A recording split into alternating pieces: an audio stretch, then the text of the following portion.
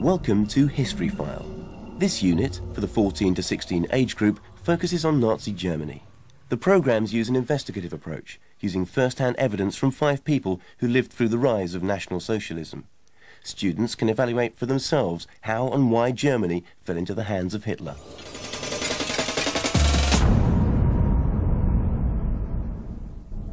Ja, jetzt gehen wir, glaube ich, noch mal an das andere Fenster, noch einmal Deutschland.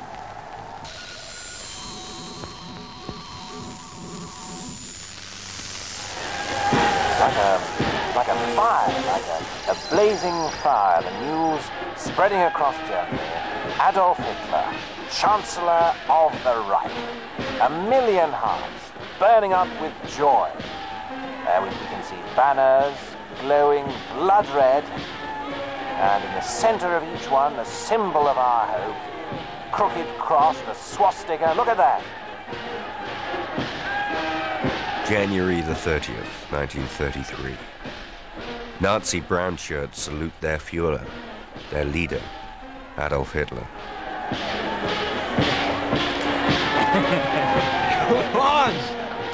His rise seemed the answer to many people's dreams. We will have a new Germany. And we can see thousands of blazing torches now streaming up the Wilhelmstrasse, long columns of brown shirts, victors in a painful struggle. The brown shirts were the foot soldiers of the Nazi movement. Years later, one of them, Fritz Muhlebach, described his memories of that extraordinary night. We were, I don't know, like just laughing, you know. We sang, we shouted Heil till we were hoarse. I mean, Adolf Hitler, leader of Germany. We couldn't believe it. When the news came through on the radio, we ran round to a meeting house and they got everything ready. I mean, they were handing out torches. And the best thing, when we marched, the police guarded our path. Like after so many years, the streets were finally ours. Yeah! Heil Hitler! Heil Hitler!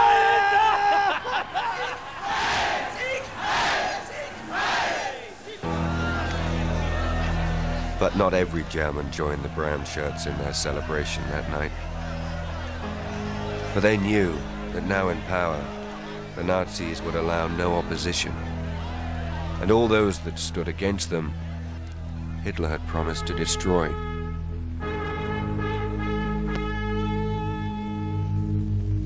Our enemies say we Nazis are intolerant, that we are somehow un-German, because we refuse to cooperate with other political parties. I want to make one thing quite clear. They're right. We are intolerant. And I have set myself one task, namely to drive those other parties out of Germany.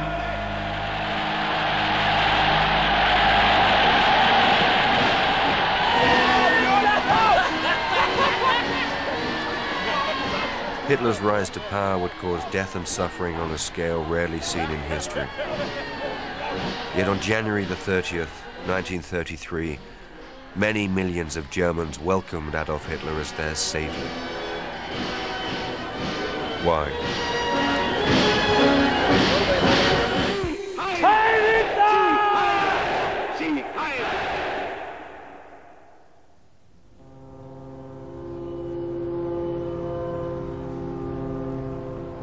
3 years earlier, 1930, Fritz Muhlebach returns to the northern dock town of Hamburg after a spell at sea and finds Germany in a terrible state. There was no work to be had. Germany, the worst-hit country in a worldwide depression. In the streets, chaos, and the police unable to keep order. From every direction, parties promised they had the solution. Communist, Social Democrat, Nazi. 35 parties in all. But right from the start, it was Hitler's Nazis that caught Fritz Muhlebach's eye.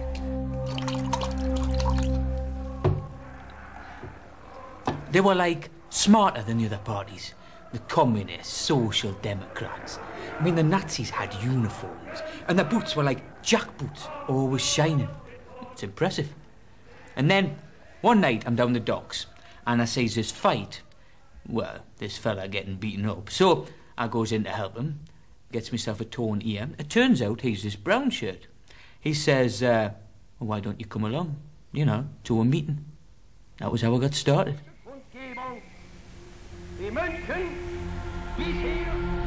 Over the next few months, Fritz went to many Nazi Party meetings. He heard speakers, he watched slideshows, he read pamphlets. And he shared a room with the brown shirt he'd rescued. From Werther, he learned why, according to the Nazis, Germany was in such a mess. He learned how, according to the Nazis, Germany would recover. Hey, I've got something for you. Have you ever read the Bible? The Bible? No. Well, you should. Here. My Struggle. Yeah, My Struggle.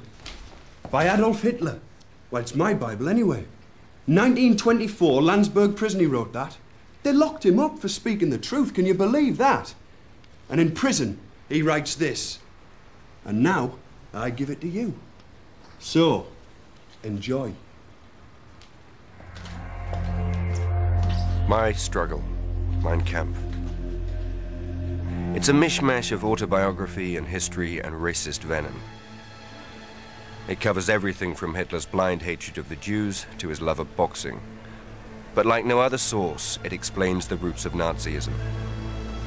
And it dates the decline of Germany from 1918, the surrender that ended the First World War.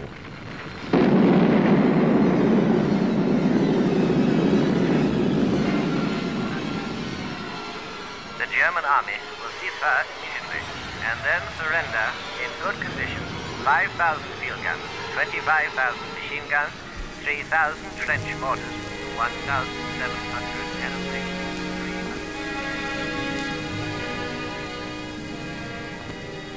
I'd never cried since the day I'd stood at my mother's grave, but now I couldn't help it.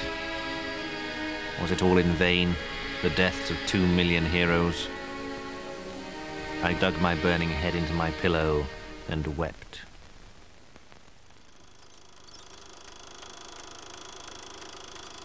Back home in Germany, revolution.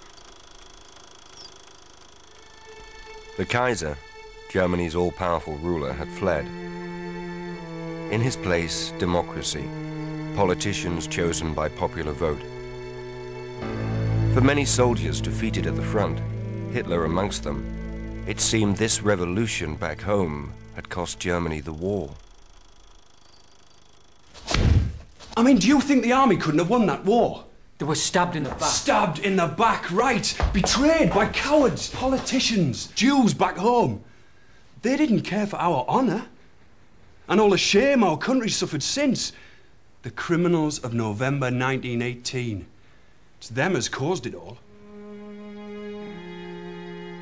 In 1919, these same so-called criminals signed the Versailles Peace Treaty on Germany's behalf. They accepted war guilt. They agreed to pay out vast sums for war damage, despite the desperate state of Germany's war-torn economy. When years of suffering followed, inflation, food shortages, hunger, many Germans were quick to point the finger of blame. The factory owners. Right! Fat cats, bleeding the workers dry. We say no one earns more than 1,000 marks a month. No one. The Jews. Right! The old enemy. When they do something, they don't do it for Germany, do you see? They're not Germans. Who else? The parties. The parties. Politicians, right? What is this democracy? We never used to have democracy. We had strong leaders. The Kaiser, eh? We never voted for him. And was Germany ever so weak under the Kaiser? I spit on freedom.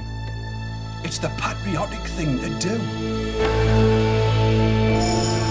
What was happening was like, I don't know, like fog, clearing.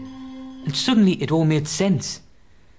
I mean, we'd never talked about politics when I was a kid. But Werther, well, he'd go on for hours. And it was all so right. You've got all these parties, and no one party's got enough votes to rule, yeah? So, they do deals. They're always selling out. Well, the Nazis, right from the start, they're saying that's not the German way. Right from the start, the Nazis wanted an end to democracy. They wanted all power back in the hands of one man. And that one man, they felt, should be Adolf Hitler. He drifted from the army to politics. He'd gathered support in the beer halls of Munich. But his time was not yet right. When 4,000 Nazi brown shirts rose in rebellion in November 1923, their weapons arrived without firing pins. Hitler was imprisoned, wrote Mein Kampf, and the first chapter of Nazi history was over.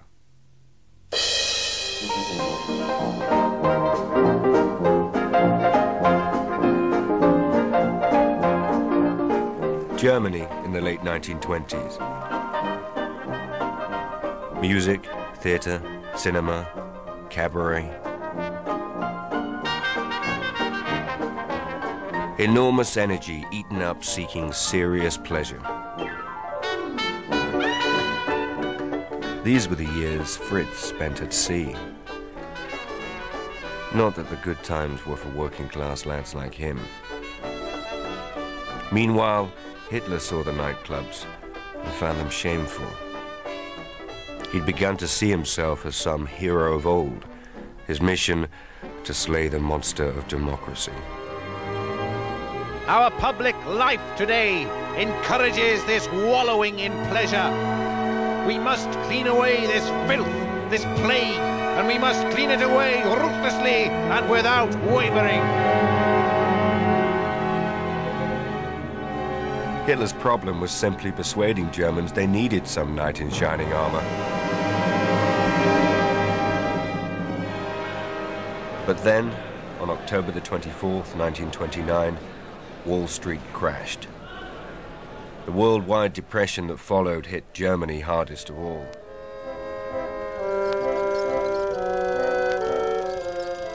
With some satisfaction, Hitler realized his day had come. Such contentment. Never in my life did I feel such contentment. To see hard reality open the eyes of so many millions of Germans deceived for so long.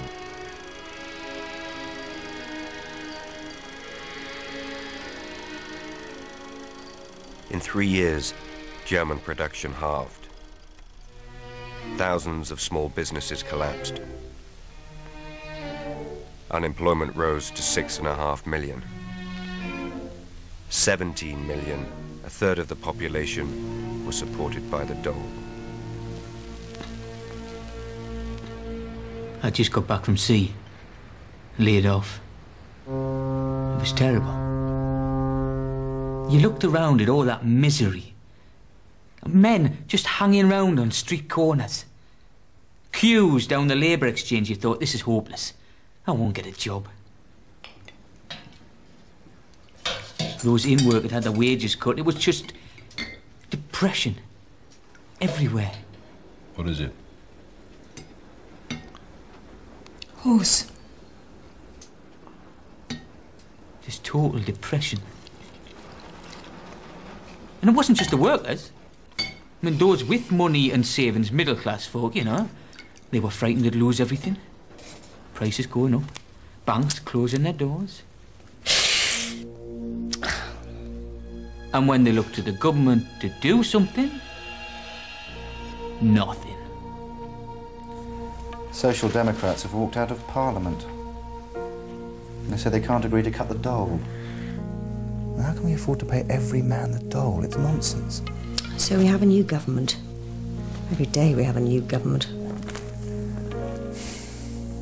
Who would have democracy when it makes us so weak?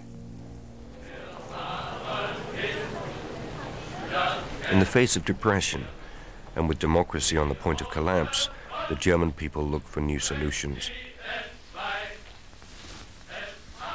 In working-class areas where the poverty was worst, the communists attracted 6 million new members. They called on workers to rise and take over factories, banks and businesses. It had happened in Russia in 1917. The Russian middle classes, factory owners, bankers, landowners, had been wiped out or forced to flee abroad.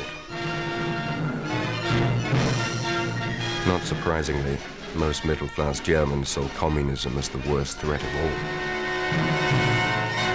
We'll keep it under our pillow. If the communists should come for us at night, well...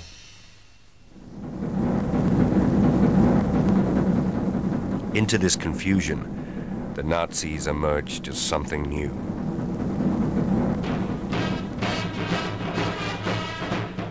The years since prison had changed Adolf Hitler. No longer the shuffling figure of the early newsreels. Now he was uniformed, impressive. Policy had changed too. No longer to seize power, but to win votes legally.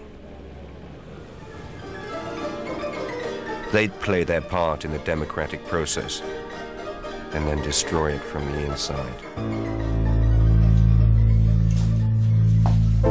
By now, Fritz Müllerbach was himself a brown shirt like Werther.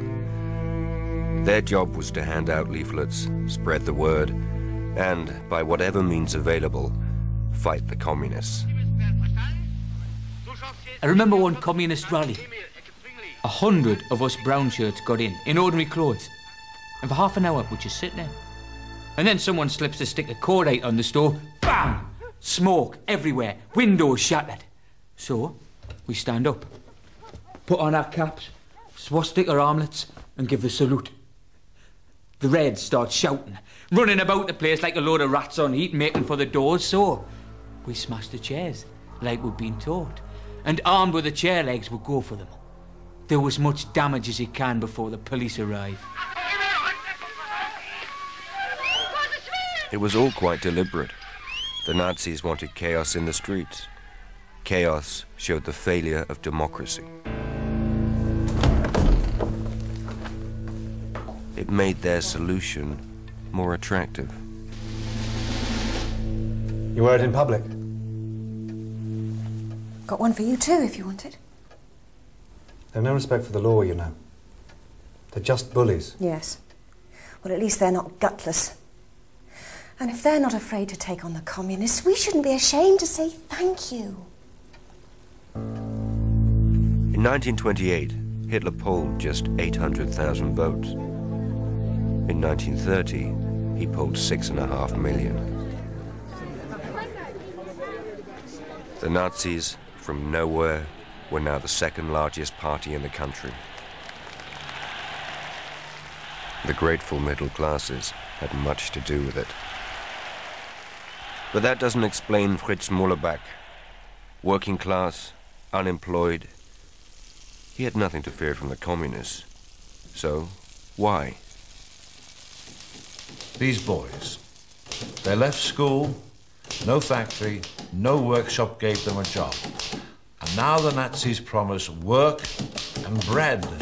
And for this they storm into working class areas. Because they are without work and without hope. Fritz lived on 8 marks, 40 pfennigs a week unemployment benefit. 5 marks on rent, 1 mark on sausages bought from a stall outside the labor exchange, 2 on bread and basics, 10 pfennigs on insurance, paid to the party in case he got injured fighting communists, and 30 pfennigs on tobacco. And 90% of his troop were unemployed like him. But to say they joined the Nazis out of desperation, no work, no hope, that's only half the story. Straight up, I can't tell you how wonderful it feels. How wonderful it's always felt to wear this uniform. Being like a soldier of the Nazi movement. With this vision, you know, a man, a leader, lifting us out of the gutter. And going to meetings, everyone's like, together, all thinking the same. It's the most wonderful thing I'd ever experienced. And all because of Adolf Hitler. All because of what he offered us. What he could do for us. I mean, we just listened like... Wir wollen nicht liegen und wollen nicht schwindeln. Es kann niemand hier gegen mich aufstehen und zeugen, dass ich je gesagt habe, der Wiederaufstieg Deutschlands sei nur eine Frage von wenigen Tagen.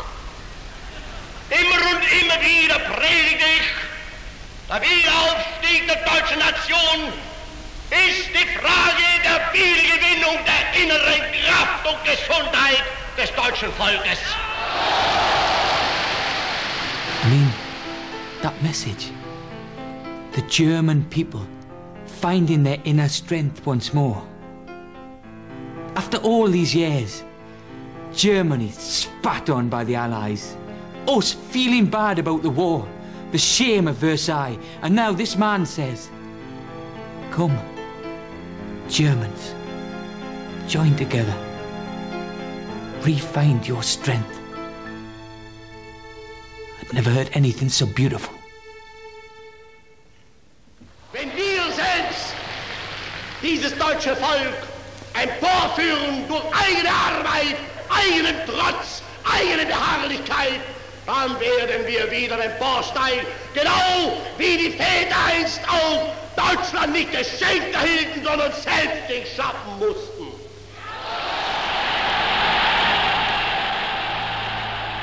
Without Hitler, the Nazis had nothing.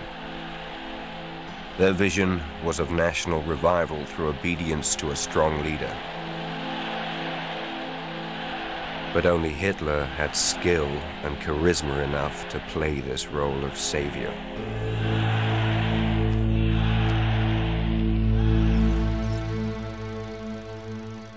In July 32, Hitler took 13.5 million votes, a third of the total. In January 33, as leader of the largest party in Germany, he was made Chancellor. Within a month, he'd have the Communist Party banned.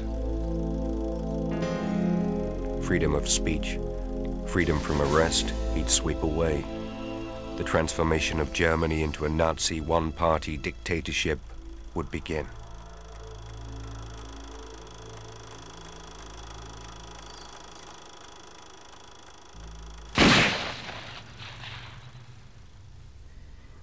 And if now we've got to do things that some people don't like, well, it seems to me you've got to take the rough with the smooth.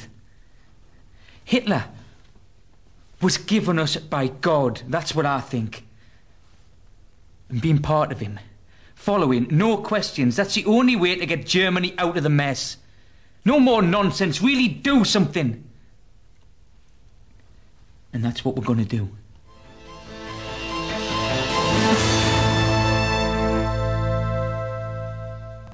His memories of that extraordinary night. We were, I don't know, like just laughing, you know.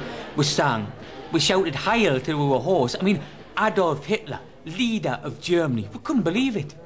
When the news came through on the radio, we ran round to a meeting house and they got everything ready. I mean, they were handing out torches. And the best thing, when we marched, the police guarded our path. Like after so many years, the streets were finally ours. Yeah! Heil Hitler! Heil Hitler! Heil Hitler!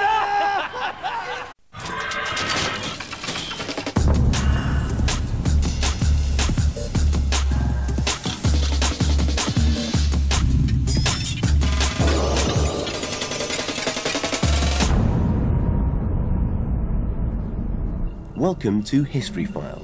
This unit, for the 14 to 16 age group, focuses on Nazi Germany. The programs use an investigative approach, using first-hand evidence from 5 people who lived through the rise of National Socialism. Students can evaluate for themselves how and why Germany fell into the hands of Hitler.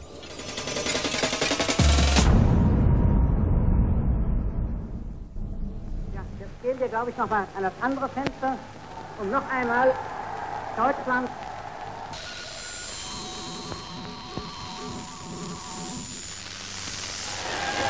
like a fire, like a blazing fire. The news spreading across Germany. Adolf Hitler, Chancellor of the Reich. 1 million hearts burning up with joy. We can see banners glowing blood red, and in the center of each one, the symbol of our hope, crooked cross, the swastika. Look at that. January the 30th, 1933. Nazi brown shirts salute their Führer, their leader, Adolf Hitler. Come on! His rise seemed the answer to many people's dreams. We will have a new Germany. And we can see thousands of blazing torches now streaming up the Wilhelmstrasse, long columns of brown shirts, victors in a painful struggle. The brown shirts were the foot soldiers of the Nazi movement. Years later, one of them, Fritz Muhlebach, described